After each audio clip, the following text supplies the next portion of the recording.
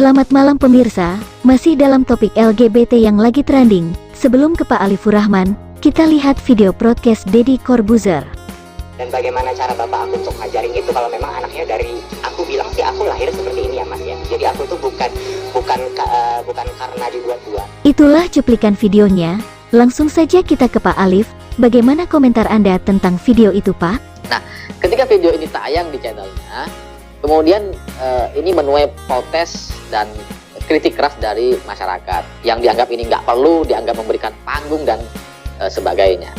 Nah, kemarin gitu ya, Gus Miftah ini datang ke podcast Deddy Corbuzier lalu kemudian menasehati muridnya sekaligus memberitahu gitu secara pertimbangan agama dan sosial ini nggak boleh seharusnya dilakukan oleh seorang Deddy, dan Deddy Corbuzier meminta maaf dan sekaligus mengklarifikasi atau pembelaan gitu.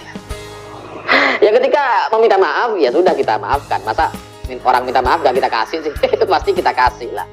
Cuma ketika Deddy Corbuzier mengklarifikasi, ini terus terang saya jadi kasihan sama Gus Miftah gitu, karena kalau Deddy dia ini kan artis gitu ya, artis itu ya biasalah deket dengan kontroversi, jadi biarin aja gitu. Dan sebelum ini juga Deddy itu nampaknya menikmati sekali pertandingan tinju antara anak kandungnya melawan bapak tirinya. Jadi kalau ukuran benar dan salah bisa dilihat dari jumlah view, jadi mungkin itu sudah benar menurut Deddy. Tapi ya saya nggak kasihan gitu karena Deddy sudah sejauh itu. Jadi pemikirannya mungkin memang berbeda dengan banyak orang. Tapi ketika ini menyangkut Gus Miftah yang diseret-seret untuk kasus ini dan nampaknya kayak jadi apa ya, jadi tameng gitu ya kepada Deddy. Ya terus terang kasihan gitu karena ketika Deddy mengklarifikasi dan mengatakan bahwa kenapa judulnya tutorial menjadi gay? Itu yang ditanyakan oleh Gus Miftah. Jawaban Deddy adalah ya supaya orang ini edukasi kepada masyarakat supaya mereka nggak jadi gay. Dan Gus Miftah tuh oh ya kalau kayak gitu ya tetap aja kamu salah katanya. Jadi kalau dari sisi saya gitu ya, saya nggak ngerti deh Gus Miftah ini beneran nonton video Deddy yang mengundang pasangan gay itu atau enggak gitu, atau beliau mungkin nonton tapi nggak fokus atau kurang jelas gitu ya, saya nggak ngerti deh. Tapi dari sisi saya klarifikasi Deddy Corbuzier terkait tutorial menjadi gay, kenapa judulnya tutorial, itu bisa dilihat dari dua sisi gitu. Pertama dari sisi konten dulu gitu. Dari sisi konten itu emang tutorial gitu. Jadi nggak bisa kemudian Deddy Corbuzier mengelak bahwa ini edukasi masyarakat supaya mereka nggak jadi gay, nggak bisa. Karena sepanjang video 1 jam itu sepenuhnya cerita tentang mereka yang tinggal di Jerman, yang hidup di sana bisa hidup bahagia, tetap berprestasi, tetap bisa bekerja, hidup normal menurut mereka. Oke Pak Alif, terima kasih atas komentarnya. Sekarang kita tonton video Gus Miftah nasihati muridnya Deddy Corbuzier. Artinya yang perlu saya luruskan kali ini adalah bahwa Deddy tidak mendukung perilaku itu. Nggak pernah mendukung sama sekali. Sama sekali. Tapi ada fenomena itu. Pertanyaannya adalah kenapa lu kasih judul podcast lu tutorial? Tutorial menjadi gay. Menjadi gay. Oke. Gua bisa dijawab. Oke, itu gua bisa jelasin gampang. Karena gini, kalau gua bikin video tutorial, kayak gitu kan tutorial menjadi gay di Indo. Kalau gua memberikan sebuah judul contoh gini, tutorial colong motor di Indo. Tutorial mencolong motor di Indo. Pesan moralnya apa? Pesan moralnya adalah orang-orang yang nggak mau motornya kecolongan, tonton supaya motornya nggak hilang. Iya dong. Artinya kalau tutorial untuk menjadi gay, artinya kalau orang tidak mau menjadi gay, Dia tahu tonton. bahwa seperti ini kejadiannya, seperti ini kejadian. Antisipasinya. Antisipasi. Kalau penangkapan saya, pemahaman saya sebagai netizen nih ya, sebagai netizen. Kenapa kemudian ini menjadi rame? Kenapa kemarin kasus dalam tanda kutip Mbak Atun yang lu undang itu tidak rame? Kenapa kemudian si Sulung ini menjadi rame? Sulung apa Ragil sih? Sulung sopo. Kalau hanya Ragil Sulung, Pak.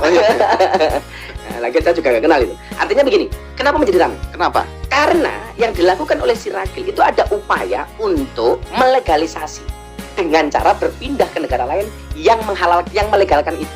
Ke Jerman kan? Dia ke Jerman. Sementara yang dilakukan oleh si Pok Atun itu tidak sampai mencari usaha untuk melegalkan itu, hanya dilakukan secara sembunyi-sembunyi. Sementara yang dilakukan di Ragil kan dideklir, Pak. Ya, artinya kalau orang melakukan itu sembunyi-sembunyi, netizen diem. Ya artinya tidak ada usaha untuk mensiarkan. Yang dilakukan oleh si Ragil dengan cara mencari legalitas di Jerman itu sama halnya mensyiatkan, mensosialisasikan bahwa gue bisa. Yang menurut saya sebagai netizen ini akan berdampak buruk karena su'ul khuluqi yu'ti, akhlak yang jelek itu menular. Oke. Apalagi ketika dikampanyekan. Lah saya melihat yang dilakukan Ragil itu ada kampanye, bisa kok itu. Yang ngatur kan enggak. Oke. Ini pemahaman saya sebagai netizen ya. Boleh dong gitu. Boleh. Tapi saya bela diri dulu dikit boleh ya? Boleh. Kan saya pernah juga mengundang pasangan transgender, ya, transgender sampai dia operasi dan sebagainya. Artinya kampanyekan juga dong.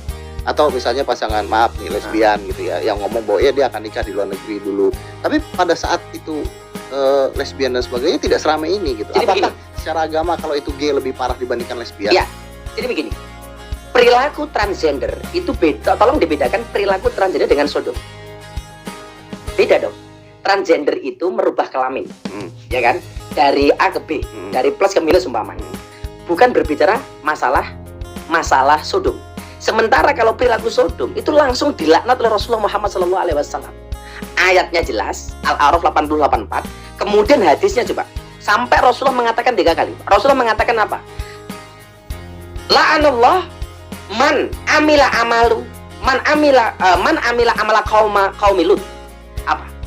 Rasulullah mengatakan ini sampai 3 kali. La'anallah man amila amala qaumi Lut. Allah melaknat siapa saja yang berbuat seperti perbuatan kaum Nabi Lut.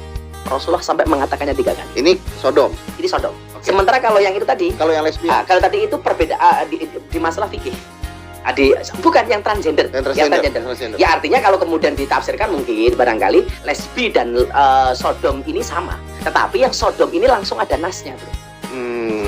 Nas Al-Qur'annya ada. Yang tadi kita sebutkan di dalam surat Al-A'raf ayat 80 sampai ayat 84. Itu langsung ada.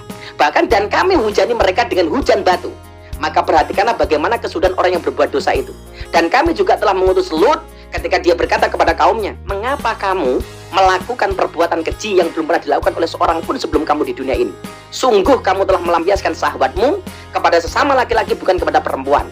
Kamu benar-benar kaum yang melampaui batas. Langsung dinas. Nasnya ada. Artinya langsung ditunjukkan telak di dalam Al-Quran. Dan Rasulullah ketika menafsirkan hal ini, dia melaknat perbuatan itu sampai dilakukan 3 kali. Itu artinya apa? Litakid. Sangat menguatkan. Oke. Lah mungkin kenapa ini menjadi sensi itu, bro? Oke. Dan cerita tentang kaum Sodom itu sangat masyhur dan sangat sensitif. Tidak ada cerita tentang kaum lesbian ya? Mungkin kemudian ditafsirkan sesama jenis. Tapi kalau nas ceritanya Sodom.